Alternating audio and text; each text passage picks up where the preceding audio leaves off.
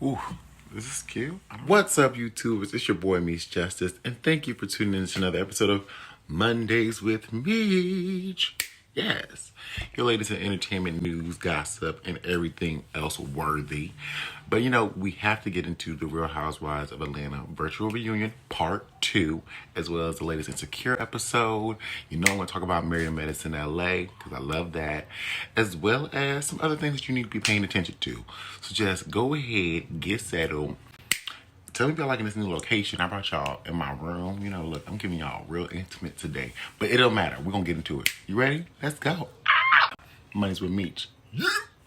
Okay, so the Real House of Atlanta reunion part 2 happened last night, and it picked up exactly where we needed to from Portia's receipts, where she said that Kenya was talking about Cynthia, and basically we saw that was not true. Well, not saying it wasn't true. It's just like, how someone gives you receipts and don't be as dire as they say it's gonna be. So basically, Kenya just knocked it down to like it being nothing, because she was like, we're not friends, and for me not to be your friend, why would you think I would go to you? And I'm the same way. If I don't trust you, there's no way in the world someone should expect me to vent to you. Okay, not even my weakest days will I vent to someone I don't trust. Okay, once I don't trust you, I don't trust you, period. So then after that, Eva and Cynthia had a moment, as well as like, I loved how Cynthia had a little PR spin when they asked her about it. She was just like, look, I'm a good friend, and that's what I'm gonna continue to do. And I was like, that's what you need to do. So last night on the Housewives of Atlanta reunion part 2, we got the receipts that Portia promised that were basically nothing, because Kenya knocked those down to basically saying like, girl, you're not my friend and I don't trust you, so why would I vent to you? Boom. Cynthia supported it as a good friend should. I appreciate that. Moving on. Real mom moment. Loved it all, because I love seeing the kids on the screen. So I'm so glad of all the babies we got this season, as well as seeing Marlo with her nephews and, Cynthia and Noelle. But did anyone else notice how basically Nene only smiles when Andy mentions Marlo, possibly Portia, but anyone else, Nene's not really here for them. But that's just one of my observations. Before we move on to the rest of the episode, I want to know, whose look are y'all feeling the most? Because these women look so darn good. So Kenya and Portia had a moment, and it really kind of made me sad, because seeing how far they've come, knowing the dynamic of that relationship, I was really rooting for them to be friends, and to really just join forces this season. So when they started having a little tit for tat, I think that's where lines get blurred between like fun shade and real shade. And that's why they did a little recap of Kenya's shadiest moments. And the girl is shady. I do support Cynthia being the only friend to support her when it came to the whole Marlo shebang. But I was like, Nene versus Kenya. And Kenya called out her ghostwriter for her shade. I'm telling you, this episode was everything I needed more. These reunions are not disappointing, okay? I really appreciated when Nene said to Kenya, all the men want a social distance from your dumb ass. And that's when Kenya put up the big guns and talked about Nene's husband, Greg, stepping out with the maid. That, to me, as a person who is a fact-based truth reader, I have to give Kenya her accolades where they are, because she uses tea and truth that you put out. So if it's public knowledge, it's fair game. So if Nene went to an interview and said this about Greg, Kenya can make it more mainstream and put it on the show. I think that's fair game. So of course, I think that's what they consider the shade, but it's fun shade, or like, I feel like fair game shade. Let me know what y'all think. But I don't agree when, Kenya was versus Tanya and she called her a see you next Tuesday. See, that's not cute or classy to me. Like, come on, Miss Universe. You're supposed to do better than this. But I was really here for all of it. And I think Kenya did what she said. Like, my bad for your insecurities, okay? So after all of Kenya's moments, we then get into Candy season review. I really loved how Portia kind of like defended Candy and Mama Joyce, just because knowing their dynamic as well. I really love how that relationship is growing and budding. So go Portia. That was cute. I give you that. Can we talk about how my heart went out to Eva when she was talking about her donor and the abuse? Like, Any type of abuse is sad, but physical abuse and watching her leave and, you know, having to have her take a moment was very sad.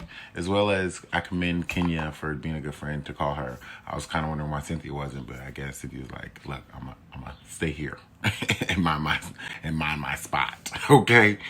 But no, it was a great sentiment. That was very emotional to watch. But the meat and juice of the episode was obviously Nene versus Candy. Yo, Nene was loud, and Candy was trying to out loud her. Dad, I'm pretty sure Andy muted him, but when Nene was yelling lunchbox, Candy had me there when she said, just go hide in a lunchbox. How about that? Yes. Andy definitely muted him, and Nene called Candy unforgettable by mistake when she was trying to read her, because, you know, Nene had the ghost written reads that Kenya called out, and I guess that one about Candy wasn't written down. So then Candy's like, I'm embedded in your mother brain. And that was like, yes, that's the way it is to get your best revenge, is just to be in front of all your enemies, you know? Just let them see that you're out here living and prospering in front of them. So you know what? Nene leaves, and I feel like it's totally different from when Eva left, because hers was connected to emotion, where Nene's is just out of frustration. You guys let me know what you think. I would be like a bad reporter if I didn't tell you about how Nene gave this shady birthday post to Candy for her birthday. Oh my gosh. She basically shaded her and called her number 2.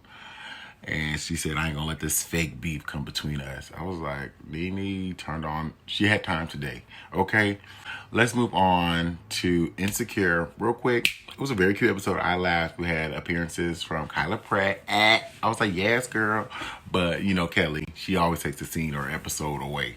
But it was basically no Molly. And it was called Low Key Done because I'm low-key done too. But we also could talk about how, you know, Molly, who's played by Yvonne, had her HBO special that night. So that's probably why they felt like we don't need to overpower them with this girl. But I haven't watched her HBO special, but I will hopefully by next week so I can report to y'all about that. But yeah, HBO was it was cute last night. I liked it. Hope you watched. Married to Medicine LA. I'm so thankful that they have given us this because, you know, we were supposed to be starting with Real Houses of Potomac, you know, but Married to Medicine LA is giving us what we needed more because, look, the ATL girls are gone now, so now it's basically just up to them to carry the torch, and I think they're doing that and more. We got introduced to Dr. Kendra last night. Well, like, by introduced, I mean, like, we really gave her the full episode, in my opinion.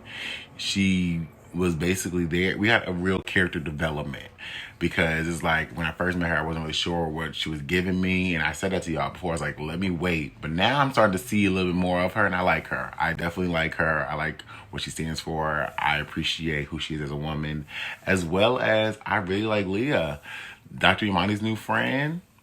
I like this energy she's giving the show because she's that real ride or die friend, and somebody needs to be able to re-jazz me because I'm tired of all this back and forth, child. This rehashing of the same thing. In other news, I think I didn't report here last week about how we lost like 3 musical legends last week. You know, Andre, Little Richard, and Betty Wright. So forgive me for not being the best black reporter I can be and telling y'all. Or I think it may have happened throughout the week. So here it is, you know, new Monday.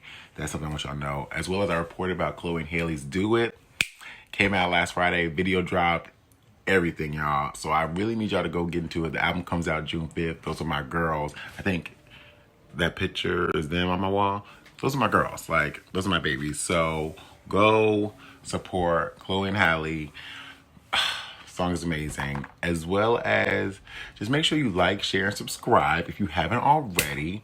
I do have a new video dropping later. I have so much tea to give y'all. You know, things are changing in life, but you just have to be ready with the change. Amen. Hallelujah. Till next time, it's Mondays with Meech. Yeah! Oh my gosh, stop.